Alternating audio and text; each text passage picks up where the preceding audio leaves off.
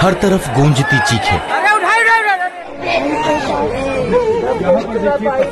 जमीन पर बिखरी लाशें और जान बचा लेने की आखिरी कोशिश।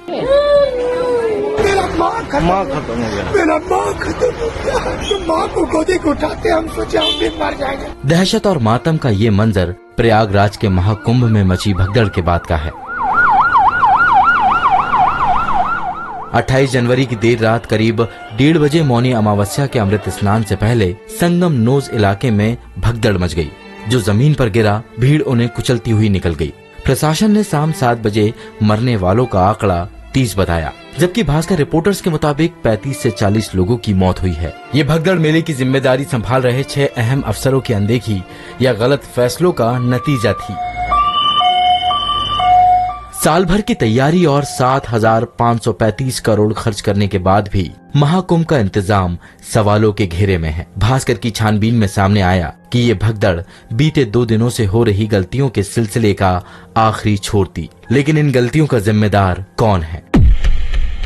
मेला अधिकारी विजय किरण आनंद ने बढ़ती भीड़ देखकर मौनी अमावस्या के 2 दिन पहले यानी 27 जनवरी से पानटून पुल को बंद करने का आदेश दे दिया। ऐसे में जो लोग संगम की तरफ थे वो अखाड़ों की तरफ नहीं जा पाए और वो लोग संगम नोज पर ही रुक गए। घटना के वक्त जो लोग जमीन पर सोए हुए थे वो भगदड़ में कुचले गए। पानटून पुल बंद होने के पीछे वीआईपी मूवमेंट को बड़ी वजह बताया जा रहा है। आरोप लग रहे हैं कि प्रशासन नहीं चाहता था कि आम लोगों की भीड़ संगम पर इकट्ठा हो, इसलिए पुल बंद कर दिए गए। अगर सभी पानटून ब्रिज चल रहे होते तो भीड़ आसानी से मेले से बाहर चली जाती।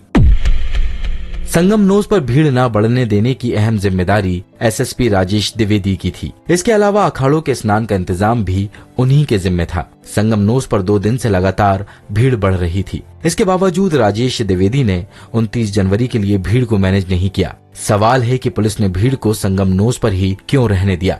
सवाल ये भी है कि जब लाखों लोग अमृत स्नान के लिए संगम नोज की तरफ बढ़ रहे थे तब राजेश द्विवेदी क्या कर रहे थे? भास्कर को छानबीन के दौरान ऐसे कई चश्मदीद मिले जिन्होंने इंतजाम ठीक न होने के आरोप लगाए हैं। उसी में मतलब जा रहे हैं श्रद्धालु, दर्शन आके आ रहे हैं, तो जब रौंदा पड़ेगा तो फिर क्या होगा? मृत्यु ही होगी। बैरियर जहाँ लगा रखे वहीं बस 2-2, 3-3 बस ड्यूटी तैनात थी पुलिस वालों की। बस सुरक्षा के लिए कहीं नहीं, रोकथाम के लिए कहीं नहीं थी। ये अनाउंसमेंट सुनिए। सभी श्रद्धालु सुन लें, यहाँ लेटे रहने से कोई फायदा नहीं है। जो सोवत है सो खोवत है। उठिए उठिए, स्नान करिए और ये आपके सुरक्षित रहने के लिए बहुत आएंगे और भगदड़ मचने की संभावना है। सवाल है कि अगर कमिश्नर विजय विश्वास पंत को भगदड़ की आशंका थी तो फिर इंतजाम दुरुस्त करने और भीड़ नियंत्रित करने की जगह माइक पर यह ऐलान क्यों किया जा रहा था? सवाल ये भी है कि जब संगम नोज पर भीड़ बढ़ी और लोग बैरिकेड के पास ही सोने लगे तब कमिश्नर विजय विश्वास पंत कहाँ थे? उन्होंने भीड़ कंट्रोल करने के लिए एक्शन क्यों नहीं लिए? संगम नोज का इलाका महाकुंभ के सेक्टर 3 में आता है। मजिस्ट्रेट विनय कुमार मिश्रा की जिम्मेदारी थी कि वो इस इलाके में भीड़ के बढ़ने पर नजर रखें, उसका आकलन करें और अधिकारियों को जल्द से जल्द इन्फॉर्म करें। दैनिक भास्कर की छानबीन में सामने आया कि संगम नोज पर भीड़ बढ़ने की जानकारी विनय कुमार मिश्रा ने अधिकारियों से साझा ही नहीं की। अगर वक्त रहते इस पर ध्यान दिया जाता तो इंतजाम और बेहतर किए जा सकते थे। एक सवाल ये भी है कि जब भीड़ बढ़ी तब वो कहाँ थे?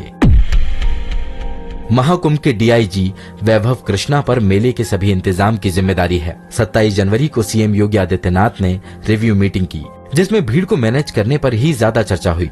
इस मीटिंग में वैभव कृष्णा भी मौजूद थे। 28 जनवरी को भी मौनी अमावस्या की तैयारी के लिए मीटिंग हुई लेकिन पुख्ता इंतजाम नहीं हुए। मौनी अमावस्या जैसे मौके पर कंट्रोल रूम को सतर्क होना चाहिए था। कंट्रोल रूम के जिम्मेदार खुद डीआईजी वैभव कृष्णा हैं।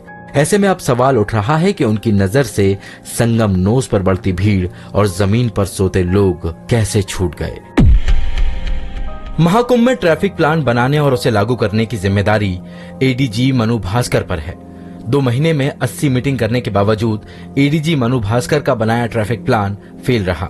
शहर में एंट्री, मेले में एंट्री, रास्तों का खुलना या बंद होना, गाड़ियों का आना और वीवीआईपी मूवमेंट, सभी व्यवस्थाएं ध्वस्त दिख रही हैं। हर रोज 8 से 10 घंटे का जाम लगता रहा।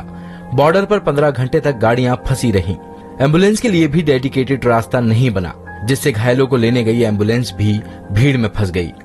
भगदड़ के बावजूद मौनी अमावस्या पर करीब 7 करोड़ लोगों ने स्नान किया। घटना के बाद पूरे मेला क्षेत्र को नो व्हीकल जोन घोषित कर दिया गया है, यानी मेले में एक भी गाड़ी नहीं चलेगी। ये व्यवस्था 4 फरवरी तक लागू रहेगी। अब सवाल ये है कि जिम्मेदारों पर कार्रवाई कब होगी।